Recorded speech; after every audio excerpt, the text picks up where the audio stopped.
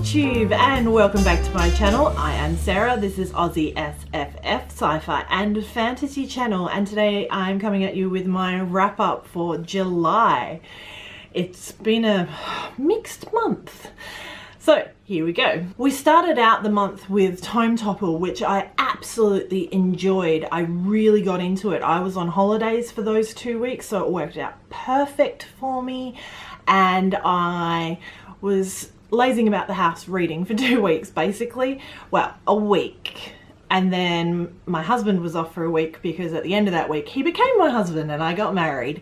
So the second week I got a little bit less done, but I started using the reading spreadsheet of doom this month, reading straight from the top, and that has really opened my eyes with some of the lack of diversity that I read, and some other aspects about how I do my reading, which I think knowledge is the best way to alleviate these problems. The first book I finished finally for the month of July was The Dragonbone Chair. This was a 5 out of 5 star read by Tad Williams. I absolutely adored it. Went straight out and bought the second book. Haven't read it yet, but I will do very soon. Absolutely amazing fantasy read. And we start out with the kitchen boy Simon, who is referred to as a moon calf in the first part of this, and his adventures in the castle where he is basically apprenticed to the resident wizard, and how that turns out with the changing of the monarchs. The old grey king has gone to his grave. The Dragonbone chair is empty for a moment, and then the older brother takes up the mantle and isn't doing the best of jobs, and Simon is in a bit of trouble. So that's where we start with that one. The next one I finished for Tome Topple was Leviathan Wakes. This was another 5-star read for me. I've been looking forward to reading this one. I learned from Stephanie at Novelty Corner that this is where the Expanse series comes from, and sci-fi, it's just a fantastic sci-fi that's not based outside of the, once we've moved out of the solar system. It's not based on us moving into the solar system off Earth. It's in that in-between period, which is a rare sort of sci-fi, and I really enjoyed the TV series. Found out it was a book, and I'm loving the book even more. My next one was an audiobook, and I've got a soft spot for the historical novels written by Philippa Gregory, and that was The Last Tudor. It was a 3.5-star read, and it followed the Grey sisters, Jane Grey being the monarch of England after King Henry VIII's son died in his teenage years, and she was the queen for 9 days, and then after her execution it followed the younger sisters going through as they died. A really kind of sad tale to the end of a really quite an epic family, and I'm really glad I went through to the end. I've missed bits in between, but I will go back and pick them up because I know these characters from history quite well, and I do quite like the female perspective of making those histories around the events that actually happen, and that was a 3.5-star read. My next one, and this one was also for Tome Topple, was The Girl Who Kicked the Hornet's Nest by Stieg Larsson. This was I'm really glad I finished this. It was finished on a high note where everything seemed to work out. Sorry, spoilers. Quite well, maybe not incredibly fairly, but definitely equitably, and it was a 4 out of 5-star read. I'm really glad I finished the trilogy because bits of it are horrendous.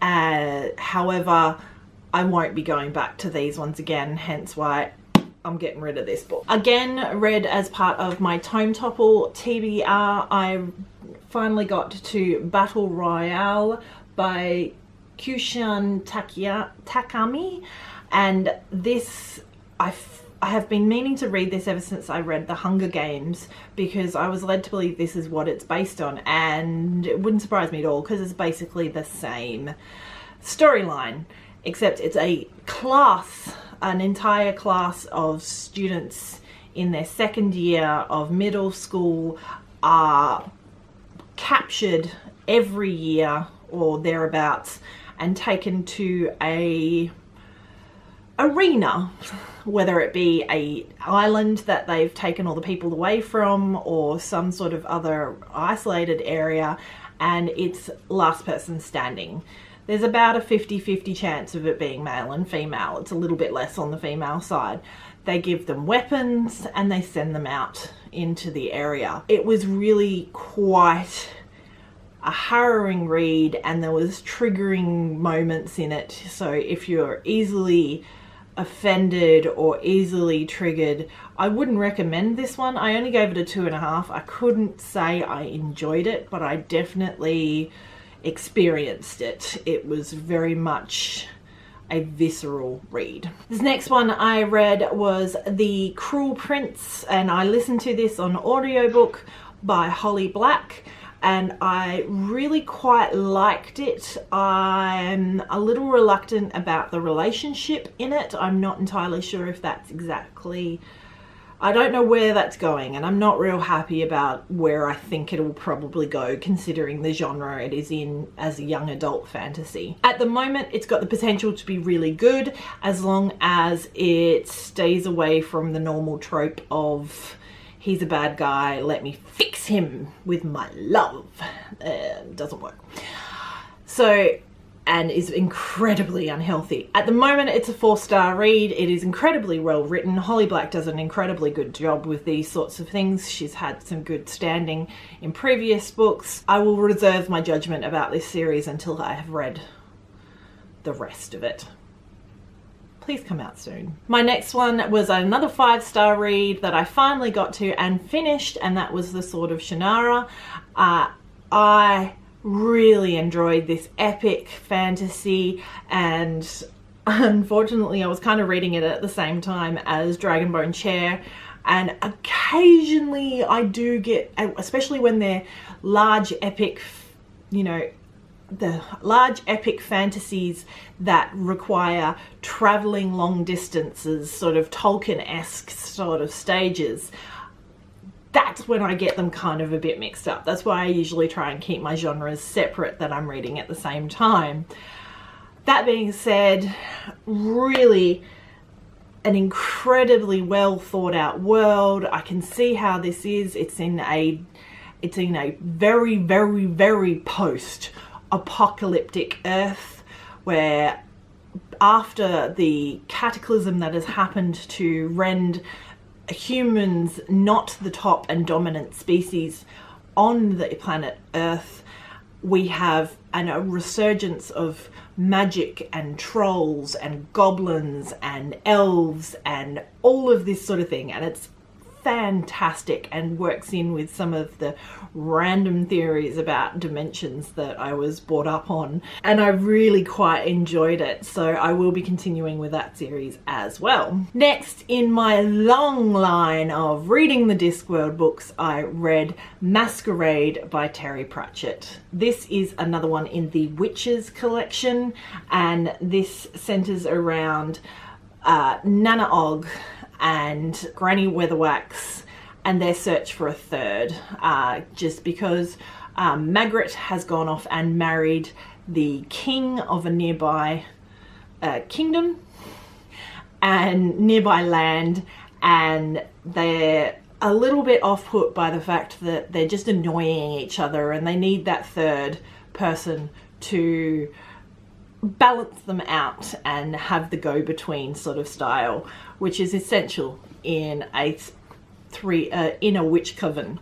This is also based in the entertainment district of Ankh-Morpork, the Twin Cities, and around an opera theatre that has just been acquired by a cheese merchant. I love the little bits and pieces that you get. And in his dedication for this one, it says, "My thanks to the people who showed me that opera was stranger than I could imagine. I can best repay their kindness by not mentioning their names here." You get the feeling that he sees it as just this ridiculous pantomime that is seen as a particularly highfalutin and cultural event. And I just like the way he takes the piss. I also reread the Harry Potter and the Chamber of Secrets. I have this edition that's been coming out. I actually listened to it on audiobook, but what's better than this editions and their visuals?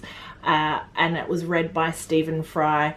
It's a reread, it's probably a reread, and that again was a 3.5 star read. I think they get better as they go along. Harry Potter, Chamber of Secrets, love. My last audiobook for the month was I listened to the novelization of Crimson Peak. This was actually, I always felt the Crimson Peak movie lacked a little bit in plot, and I actually kind of wanted to see if there was anything underlying that I missed out on in the movie.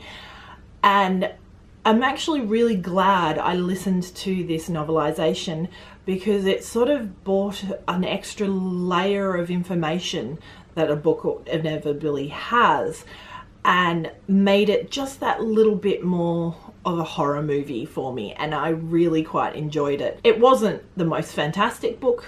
It was, horror is not entirely my genre, but I do like horror movies, so I gave it a go. It was a 2.5 star read. It was 3 on Goodreads because you can't give halves. My last 2 were read as part of the Booktubeathon. I'm not doing a wrap up for that because I'm not feeling entirely satisfied by that readathon. So I want to keep my opinions to myself of that one, if that gives you an idea. So, but it did get me to finally reread Saga Volume 1. And this was on the 30th of July, on the first day. And this is an amazing series that I really appreciate. That one there was a 3.5 star read. And Saga Volume 2, which is a 2.5 star read, but because there's a particular full page drawing in here that was a little bit disgusting. That I didn't need in my head. The visual I didn't need in my head. The plotline is fantastic and would normally be a 3.5 to 4 star read. But that visual wasn't needed, people. Was not needed. Full page. Turn the page and it's right there. Gross. Just gross. Okay? Don't do that again. So, that it was my July. If you have any comments, please hit me up in the comment section below. If you liked it, please hit the thumbs up. And if you haven't already, please hit that subscribe button. And happy reading. Bye.